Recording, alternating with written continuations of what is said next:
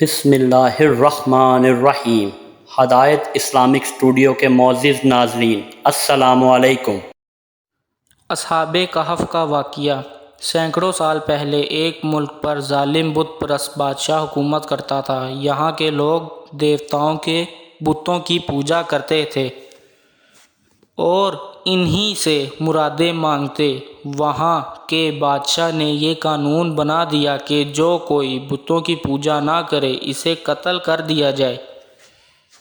وہاں کے کچھ نوجوان اللہ تعالیٰ پر ایمان رکھتے تھے۔ وہ لا الہ الا اللہ کہتے اور ایمان کی مضبوطی کے لیے اللہ سے دعائیں مانگتے۔ اللہ تعالیٰ نے ان کی دعائیں سن لیں اور ان کے دلوں کو حوصلہ دے کر مضبوط کر دیا۔ جب بادشاہ کو ان نوجوانوں کی خبر ملی تو اس نے ان نوجوانوں کو بلا کر دھمکی دی کہ بت پرست بن جاؤ ورنہ قتل کرا دوں گا۔ وہ نوجوان اپنے ایمان پر قائم رہے اور جان بچانے کے لیے شہر سے نکل گئے۔ ان کا کتا بھی ان کے ساتھ چل پڑا۔ وہ ایک غار میں جا کر چھپ گئے اور اللہ تعالیٰ نے ان کی دعائیں قبول کر لیں۔ جب وہ سونے کے لیے لیٹے تو اللہ تعالیٰ کا ایک معجزہ شروع ہوا۔ ان کو ایسی نیند آئی کہ وہ 309 سال تک بے خبر سوتے رہے۔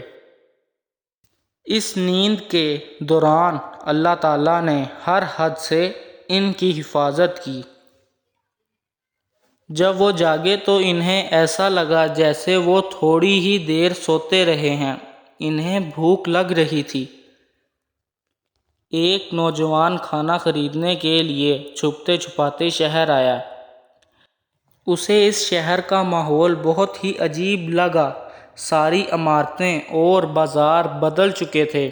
سب لوگ اجنبی تھے۔ اسے کچھ سمجھ میں نہ آیا۔ اس نے کھانا لیا اور دکاندار کو اپنا سکہ دیا۔ دکاندار نے حیرت سے اس کی طرف دیکھا اور اس سے پوچھا کہ یہ سکہ تمہیں کہاں سے ملا ہے؟ نوجوان نے جواب دیا کہ یہ میں نے خود کمایا ہے۔ دکاندار نے کہا، کیا مطلب؟ یہ سکہ تو 300 سال پرانا ہے۔ اس طرح اس نوجوان کو پتہ چلا کہ وہ سب ساتھی تقریباً 300 سال تک سوتے رہے ہیں۔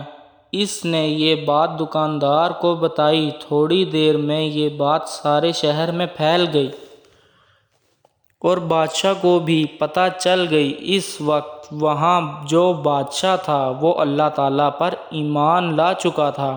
وہ سب نوجوانوں سے جا کر ملا اور ان کی بہت عزت کی۔ نوجوانوں نے اللہ تعالیٰ کا شکر ادا کیا۔ سبحان اللہ۔